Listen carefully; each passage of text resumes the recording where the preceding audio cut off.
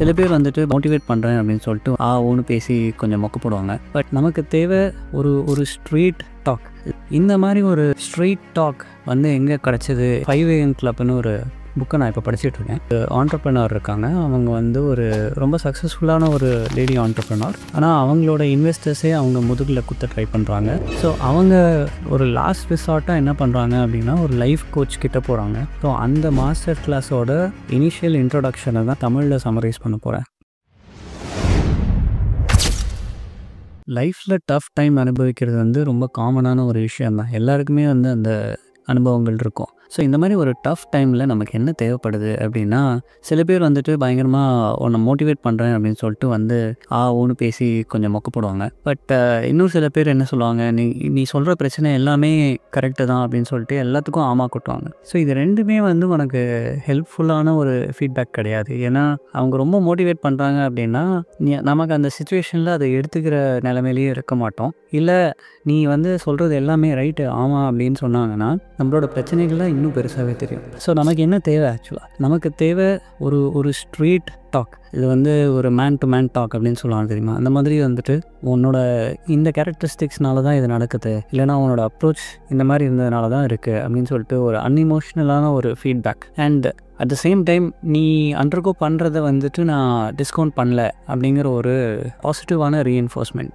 இன்னொன்று, நீ வந்து அண்டர்கோ பண்ணுறத நான் டிஸ்கவுண்ட் பண்ணல அப்படின்னு ஒரு அக்னாலேஜ்மெண்ட். ஸோ இது ரெண்டு இருந்துச்சுனாலே நம்ம வந்துட்டு என்ன மெசேஜ் சொல்ல வராங்களோ அதை வந்து நம்ம இன்னும் கொஞ்சம் ரெஸ்பான்சிவாக ஸோ இந்த மாதிரி ஒரு ஸ்ட்ரீட் டாக் வந்து எங்கே கிடச்சிது எனக்கு அப்படின்னு சொன்னிங்கன்னா, அந்த 5am Clubன்னு ஒரு புக்கை நான் இப்போ படிச்சுட்ருக்கேன். ஸோ அந்த புக்கில் வந்துட்டு ஒரு ஆண்டர்ப்ரனர் இருக்காங்க. அவங்க வந்து ஒரு ரொம்ப சக்ஸஸ்ஃபுல்லான ஒரு லேடி ஆண்டர்ப்ரனர். ஆனால் அவங்களோட இன்வெஸ்டர்ஸே அவங்க முதுகில் குத்த ட்ரை பண்ணுறாங்க. ஸோ அவங்க வந்து இந்த பிஸ்னஸை விட்டே வெளியே போ அப்படிங்கிற மாதிரி ஒரு டெத் த்ரெட்ஸ் அப்படின்லாம் கொடுத்துட்ருக்காங்க. ஸோ அவங்க வந்து கொஞ்சம் டிப்ரெஸ்டாக இருக்காங்க. லைஃப்பில் என்ன பண்ணுறதுன்னு தெரில. அவங்க பிஸ்னஸ் கைவிட்டு போயிருமோங்கிற ஒரு பயம் வேறு இருக்குது. ஸோ அவங்க ஒரு லாஸ்ட் ரிசார்ட்டாக என்ன பண்ணுறாங்க அப்படின்னா ஒரு லைஃப் கோச் கிட்ட போகிறாங்க. அந்த லைஃப் கோச் சொல்கிற ஸ்பீச் வந்து அவங்களுக்கு ரொம்பவே ஹெல்ப்ஃபுல்லாக இருந்துச்சு. அண்ட் அவங்களோட சில பிரச்சனைகள், அப்ரோச் டு லைஃப் அண்ட் அவங்களோட இனிமேல் அவங்க எப்படி அவங்க ஃபோக்கஸ் பண்ணணும் அவங்க மைண்டை அப்படிங்கிறதெல்லாம் அவங்களுக்கு கிடச்சிச்சு. ஸோ அந்த மாஸ்டர் கிளாஸோட இனிஷியல் இன்ட்ரொடக்ஷனை தான் நான் இன்றைக்கி உங்களுக்கு தமிழில் சம்மரைஸ் பண்ண போகிறேன். ஸோ நானே உங்ககிட்ட ஒரு ஃப்ரெண்டாக எப்படி அட்வைஸ் பண்ணலாம் அப்படிங்கிற ஒரு செட்டிங்ஸில் நான் வந்துட்டு கொஞ்சம் அந்த ஸ்பீச்செல்லாம் மாற்றிருக்கேன். அது எப்படி இருக்குன்னு பார்க்கலாம். ஸோ இந்த ஸ்பீச்சை வந்து கொடுக்குறவர் வந்து ஒரு நல்ல ஒரு பெரியவர், ரொம்ப எக்ஸ்பீரியன்ஸ்டான ஒரு பர்சன். ஸோ அவர் என்ன சொல்கிறாரு அப்படின்னா, life is too short to think small and to waste your talent on small things. So உன்னோட டேலண்ட்டை நீ வந்து முழுமையாக மிகப்பெரிய அளவில் உபயோகிக்கிறது வந்து உன்னுடைய கடமை அப்படின்னு அவர் சொல்கிறாரு. இந்த வாய்ப்பு வந்து நீ பிறந்த போது உன் கூடயே வந்து பில்டான ஒரு வாய்ப்பு. ஸோ அதை வந்துட்டு ஒரு லெஜெண்ட் லெவலில், ஒரு காட் லெவலில் கூப்பிட்டு போகிறது அதுதான் உன்னோடைய ரெஸ்பான்சிபிலிட்டியே. ஸோ பெரிய பெரிய ப்ராஜெக்ட்ஸ் பண்ணணும், பெரிய பெரிய அச்சீவ்மெண்ட்ஸ் பண்ணணும். அதை வந்து உன்னோட யுனிக்னஸ், அதாவது உன்னோட தனித்துவத்தை வந்து வெளியே தெரிகிற மாதிரி பண்ணணும். அதே போல் மற்றவங்கள நல்லாவே சர்வ் பண்ணுற மாதிரி செய்யணும். அப்படி நீ செஞ்சாலே உனக்கு ஆட்டோமேட்டிக்காக நீ இருக்கிற நிலமை வந்து பயங்கரமாக இம்ப்ரூவ் ஆகும். அண்ட் இதெல்லாம் செய்கிறதுக்கு கேப்பபிலிட்டி உனக்கு ரொம்பவே இருக்குது. ஸோ இப்போ இருக்கிற சொசைட்டி எப்படி இருக்குது அப்படின்னா, தன்னுடைய ஐடென்டிட்டி தான் யார் அப்படிங்கிறதையே தொலைச்சிட்ருக்கு. ஸோ அடுத்து என்ன பொருளை வாங்கலாம், என்ன எக்ஸ்பென்சிவ் ஹாலிடே போகலாம், இல்லை இன்ஸ்டாகிராமில் என்ன போடலாம் அப்படிங்கிற மாதிரி யோசிச்சுட்ருக்கே தவிர தன்னுடைய ஓன் டேலண்ட்டை எப்படி வந்து பில்ட் பண்ணலாம், தன்னுடைய ஸ்கில்ஸை எப்படி பில்ட் பண்ணலாம் அப்படிங்கிற பர்சனல் டெவலப்மெண்ட் மேலே ஃபோக்கஸ் பண்ணுறது ரொம்ப ரொம்ப கம்மியான பேர். உனக்குள்ளேயே ஒரு லீடர் இருக்கான்.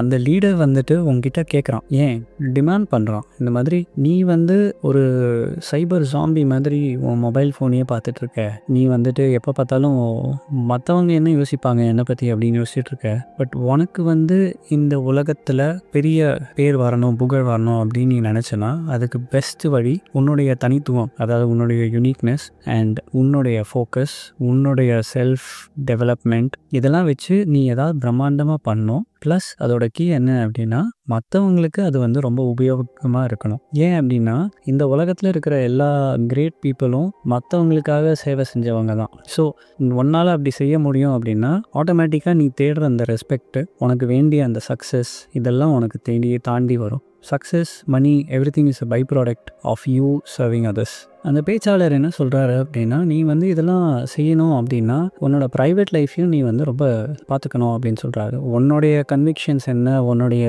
எத்திக்ஸ் என்ன, நீ எதை தேடி போகிற, எதை வந்து நீ காம்ப்ரமைஸ் பண்ண மாட்ட அப்படிங்கிறதெல்லாம் வந்துட்டு நீ ரொம்ப ஃபிக்ஸ்டாக இருக்கணும் அப்படின்னு அவர் அட்வைஸ் பண்ணுறாரு. ஸோ இந்த கன்விக்ஷன்ஸ் தான் வந்து உனக்கு ஒரு பேஸாக இருக்கும் for you to achieve the god level results that you are seeking for.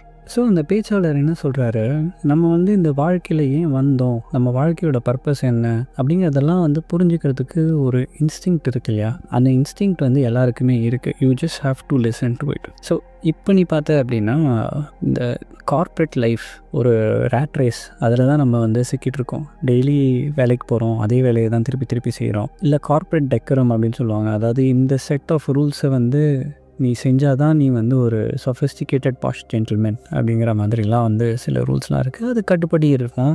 அது வந்து உங்களுக்கு கரெக்டான ஒரு சந்தோஷத்தை கொடுக்குதா அப்படிங்கிறது கிடையாது. எதை சேஸ் பண்ணிட்டு போகிறோன்னே தெரியாமல் பண்ணிகிட்ருக்கோம். அண்ட் ஒரே வேலையை வந்து நான் 30 வயசுலேருந்து 80 வயசு வரைக்கும் செய்ய போகிறேன் அப்படின்னு வந்து யாருமே கனவு கண்டதா எனக்கு தெரியாது. ஸோ இந்த கார்ப்பரேட் லைஃப்பில் நீ யோசிச்சு பார்த்த அப்படின்னா நம்ம வந்து we are subjecting our self to very low standards. நம்ம வந்துட்டு இவ்வளோ தான் இன்க்ரிமெண்ட்டு அப்படின்னா ஆமாம் சாமி அப்படின்னு சொல்லிட்டு பாஸ்ட்டை சொல்லிட்டு போயிட்டே இருக்கோம். அதே போல் வந்துட்டு ஒன்றால் இவ்வளோ தான் செய்ய முடியும், இல்லை இந்த ப்ராஜெக்ட்டுக்கு இவ்வளோ போதும்டா அப்படின்னு சொல்லிட்டு நம்மளோட ஸ்டாண்டர்ட்ஸை நம்மளே குறைச்சிக்கும். ஸோ இந்த மாதிரி வந்து கான்ஸ்டண்ட்டாக நம்ம குவாலிட்டியை வந்து காம்ப்ரமைஸ் பண்ணும்போது என்ன ஆகும் அப்படின்னா அதுதான் நீ அப்படிங்கிற ஐடென்டிட்டி உனக்கு வந்துடும். ஸோ இதை வந்து நீ பிரேக் பண்ணோம் அப்படின்னா திருப்பி you have to focus on yourself so much more. So இந்த inner voice and doubts and fears அதை வந்து இந்த பேச்சாளர் என்ன சொல்கிறாரு அப்படின்னா அவங்களாம் வந்து தீவ்ஸ். ஏன்னா அவங்க வந்து உங்களோட ட்ரீம்ஸை வந்து கொல்றாங்க. ஸோ அவங்களோட வந்துட்டு நீங்கள் ரிலேஷன்ஷிப் வச்சுக்கிறது ரொம்ப தப்பு. ஸோ நீங்கள் வந்து உங்கள் மைண்டில் இருக்கிற அந்த வாய்ஸஸை வந்து குவைட் பண்ணணும். அப்போ தான் வந்து உங்களால் சக்ஸஸை நோக்கி போக முடியும். ஸோ இன்னொரு ஒரு இம்பார்ட்டண்ட்டான விஷயம், இவ்வளோ நேரம் இந்த கண்டென்ட்டை பார்த்துருக்கீங்க அப்படின்னா உங்களுக்கு ஏதோ பிடிச்சிருக்கு. So please life and black சேனலை சப்ஸ்கிரைப் பண்ணுங்கள். நான் இதே மாதிரி இன்னும் நிறைய வீடியோஸ் கொண்டு வரேன். ஸோ இப்போ நம்ம திருப்பி வீடியோக்குள்ளே போயிடலாம். வாழ்க்கையில் எல்லாருக்குமே பிரச்சனைகள் இருக்க தான் இருக்குது. சின்ன வயசில் நம்ம எல்லாருமே வந்து நிறைய ஆசைகள், கனவுகள், இந்த மாதிரி நம்ம ஃப்யூச்சரில் எப்படி இருப்போம், இல்லை இந்த மாதிரி இருப்போமா, டாக்டர் ஆவோமா, இல்லை ஃப்யூச்சரில் வந்து நம்ம பயங்கரமாக ஏதாவது பண்ணுவோம், நம்ம ரொம்ப யூனிக்காக இருப்போம், ரொம்ப டிஃப்ரெண்ட்டாக இருப்போம் அப்படின்னா நினச்சிட்ருக்கோம். ஆனால் இப்போது இருக்கிற நிலைமை பார்த்தோன்னா நம்ம செய்கிற வேலை நமக்கு வந்து அந்த யூனிக்னஸ் தரதில்லை. அதே போல் இந்த வேலை வந்து நமக்கு நம்மளோட டேலண்ட்டை எக்ஸ்ப்ரெஸ் பண்ணுற அளவு ஃப்ரீடமையும் கொடுக்கறது இல்லை. நமக்குள்ளே இருக்கிற கவிஞன் இல்லை கலைஞன் இவங்கெல்லாம் வந்து வெளிப்படுத்தக்கூடிய ஒரு ஜாபாக அது இல்லை.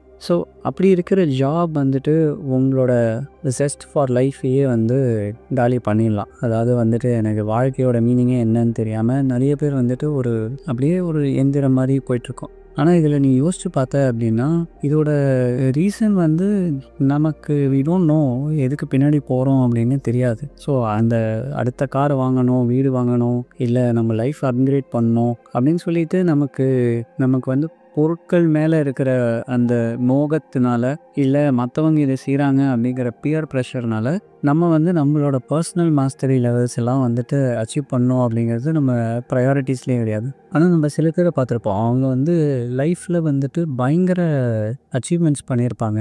அதே போல் வந்துட்டு அவங்களுக்கும் 8 மணி நேரம் தான் இருக்குது, எனக்கும் 8 மணி நேரம் தான் இருக்குது, ஆனால் அவங்க மட்டும் இப்படிலாம் செய்கிறாங்க அப்படிங்கிற மாதிரி நம்ம யோசிச்சிருப்போம்.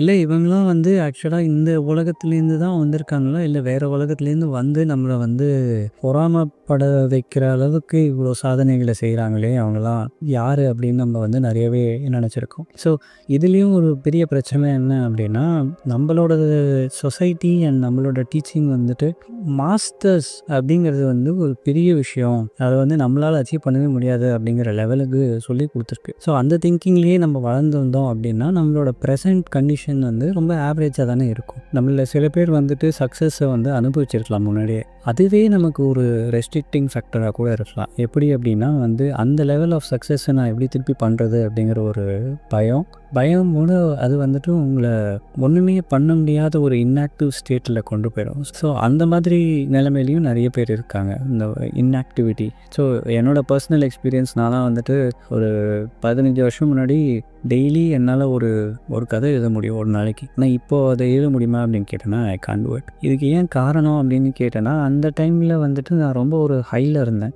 அண்ட் ஒரு ஃப்ளோ ஸ்டேட் ஆஃப் மைண்டில் இருந்தேன். ஸோ அதை என்னால் இப்போ ரெப்ளிகேட் பண்ண முடியுமா அப்படிங்கிற ஒரு பயத்தினாலேயே வந்துட்டு நான் அதை அட்டெம்ப்டே பண்ணுறதுன்னு நிறுத்திட்டேன். ஒன்று மட்டும் நல்லா புரிஞ்சுக்கோ, நீ வந்து லைஃப்பில் என்ன வேணால் அனுபவிச்சிருந்தாலும் இப்போ இருக்கிற இந்த நிலைமை நீ எங்கே கரெக்டாக இருக்கணுமோ அந்த இடத்துல நீ இருக்க. இதை வந்து நான் சொல்ல, அந்த பேச்சாளர் சொல்கிறார். அவர் என்ன சொல்கிறாரு அப்படின்னா, உன்னுடைய இந்த கஷ்டங்கள், இந்த தோல்விகள், இது எல்லாமே வந்துட்டு உன்னுடைய பாஸ்ட். ஸோ உன்னுடைய இந்த பாஸ்ட் எக்ஸ்பீரியன்ஸஸ் இந்த க்ளோரியஸ் ஃப்யூச்சரை வந்து தடுக்கிற அளவுக்கு நீ வந்து அலோவ் பண்ணவே கூடாது. அதுதான் உன்னுடைய ரெஸ்பான்சிபிலிட்டி. இன்னும் சொல்ல போனோம்னா இந்த பாஸ்ட் எக்ஸ்பீரியன்ஸஸ் அண்ட் இந்த கஷ்டங்கள் இது எல்லாமே வந்து உன்னை இன்னுமே ஒரு ரெசிலியண்ட்டாகவும் ஒரு செல்ஃப் கான்ஃபிடென்ட்டாகவும் ஒரு மோட்டிவேஷனாகவுமே அது அமையக்கூடும். அந்த நெகட்டிவ் வாய்ஸஸை வந்து பாசிட்டிவாக சேஞ்ச் பண்ணணும். அதுதான் வந்து உன்னுடைய மோஸ்ட் இம்பார்ட்டண்ட்டான ஒரு வேலை. உனக்குள்ளே இருக்கிற இந்த நெகட்டிவ் வாய்ஸை சைலன்ஸ் பண்ணி அதை வந்து பாசிட்டிவ் தாட்ஸோடையும் பாசிட்டிவ் திங்கிங்கோடையும் நீ ரீப்ளேஸ் பண்ணணும். ஸோ அந்த மெத்தடாலஜி தான் வந்து இந்த 5am கிளப்பு புக்கில் வந்து